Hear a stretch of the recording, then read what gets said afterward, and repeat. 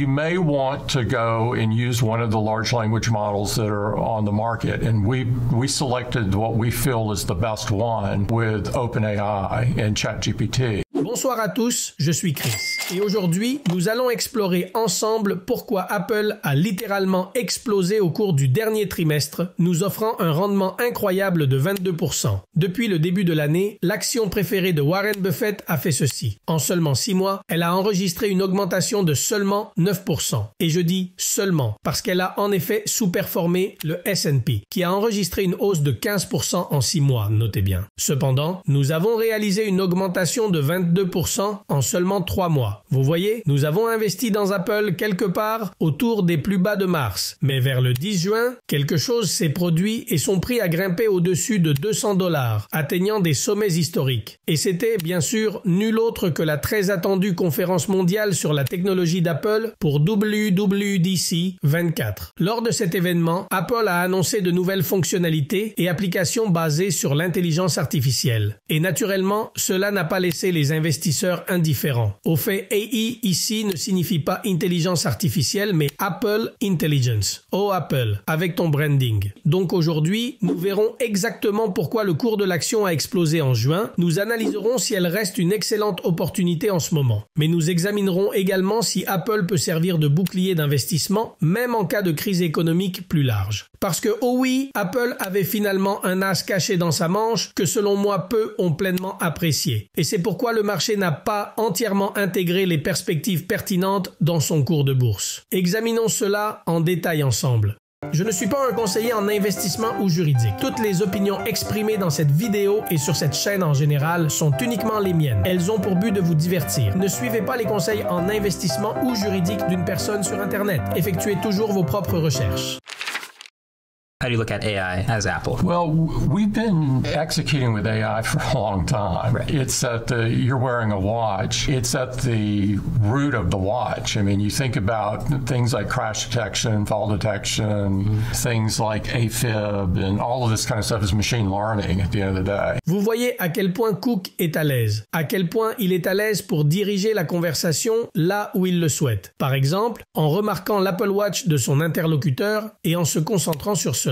C'est pourquoi il est le PDG de l'une des plus grandes entreprises du monde. Et ceci, comme nous le verrons dans un instant, est la façon dont Apple communique toujours avec ses clients. And so, but what has captured people's imagination is generative AI. And we see it as the opportunity for a whole new curve of technology and providing and doing more things for people, providing an assistant for people, things that really improve people's lives. Sa réponse ici est totalement Apple. Ça ne peut pas être plus Apple que ça. Apple ne voit pas les choses comme les autres entreprises technologiques. La plupart des entreprises mettent l'accent sur les caractéristiques techniques de leurs produits. Ils nous disent, par exemple, qu'il a tant d'espace de stockage, ou tant de niveau de luminosité, ou ce processeur, etc. Apple, en revanche, voit ses produits du point de vue du consommateur. Il nous dit que le prochain modèle sera meilleur que le précédent parce que nous le porterons toute la journée sans avoir besoin de le recharger, que nous commencerons à écrire une note sur notre téléphone et la terminerons sur notre ordinateur portable, que nos fichiers seront simultanément disponibles sur tous nos appareils, que nous écrirons une équation à la main et la solution apparaîtra automatiquement. Il ne se soucie pas de nous dire comment il le fait, seulement qu'il le fait. Il ne se concentre pas sur la technologie avancée qu'il utilise, mais sur la façon dont nous expérimentons l'utilisation de ses produits. Cela fait toute la différence. Comme le dit Tim Cook, au lieu de nous dire que cette montre est basée sur l'apprentissage automatique et l'IA et blablabla, ils nous disent quelque chose de pratique pour l'utilisateur. Vous la portez le matin et elle vous accompagne toute la journée. Apple prend la technologie et la rend compréhensible pour le client. Et ils sont tellement bons dans cette partie. So that's how we see it.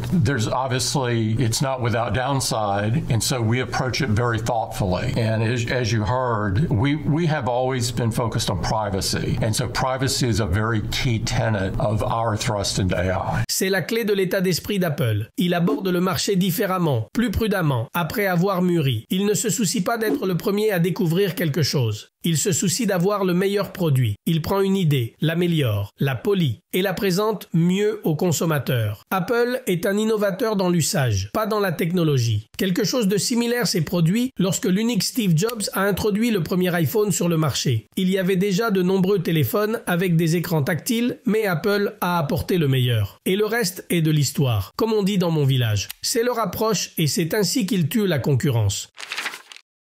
Interestingly, this is a little bit different now. With a lot of these larger models, more complex requests, you actually do have to go off the device. So you've developed, I want to get the name right, Private Cloud Compute. Explain this to us, because I think the general chatter online is, well, they have to be sending data to OpenAI, for example, to get a request back from ChatGPT. Ici, le problème à avoir avec la confidentialité et la collaboration d'Apple avec ChatGPT. Cette question particulière a causé un énorme tollé parce qu'on pensait que les données iraient à OpenAI pour traitement. Et la vérité n'est pas exactement comme ça. Apple a Private Cloud Compute, qui exécute Apple Intelligence. Ce système est privé et interne à Apple. Les données ne vont pas à une autre entreprise. Et c'est là que je pense qu'Apple a un avantage concurrentiel. Nous avons déjà mentionné sur la chaîne qu'Apple signifie écosystème. Et écosystème signifie un fossé fort et profond. Donc, tant qu'Apple maintient la confidentialité et la protection des données des utilisateurs, son écosystème reste inchangé. Et c'est ce qui le distingue des autres entreprises technologiques. Non seulement cela, cet écosystème le protège dans une large mesure des régulateurs suspicieux. Il utilise la confidentialité de ses utilisateurs comme bouclier contre les audits potentiels. Nous l'avons vu il y a quelques années avec la publicité où Apple a coupé la grande majorité des données envoyées à Google et Facebook. C'est pourquoi ceux d'entre nous impliqués dans la publicité en ligne ont pris un grand coup. Un peu comme maintenant. C'est pourquoi, comme nous le verrons, la collaboration d'Apple avec le ChatGPT d'OpenAI est une option supplémentaire en dehors de son écosystème. Cette option peut être utilisée consciemment par chaque utilisateur si elles veulent accéder à des services connexes. Et écoutons le mieux de la bouche du PDG lui-même. Well, there's private cloud compute and then there's the arrangement with OpenAI. These two things are different. Okay. And so if you look at private cloud compute, we're utilizing the same silicon, or not the same silicon, but the same basic architecture as the silicon that's in that's in the iPhone. 15, yeah. And we're using the same software. And so we believe that we've done it in such a way that it's as safe and secure and private in the private cloud compute as the device. And so we really worked on this a lot and put a lot of wood behind that arrow to assure that. Écoutez, je l'ai bien expliqué aussi. Eh bien, si je ne l'avais pas assez bien compris, je n'aurais pas investi non plus. J'étudie toujours beaucoup avant de faire un investissement. Quoi qu'il en soit, passons à autre chose. If you're working on something that requires world knowledge, so you're out of the domain of personal context and so forth, then you may want to go and use one of the large language models that are on the market. And we selected what we feel is the best one with OpenAI and ChatGPT. L'important ici est que pour que l'utilisateur utilise ChatGPT et ait accès aux connaissances et données globales, il sera pleinement conscient qu'il le fait. C'est une fonction séparée. Comme quand nous faisons une recherche Google. Nous savons qu'à ce moment-là, Google collecte des données pour nous donner une réponse pertinente. Ou quand nous utilisons Google Maps pour voir le trafic, nous savons qu'à ce moment-là, nous envoyons nos propres données à Google qui sont incluses dans le trafic que les autres conducteurs voient.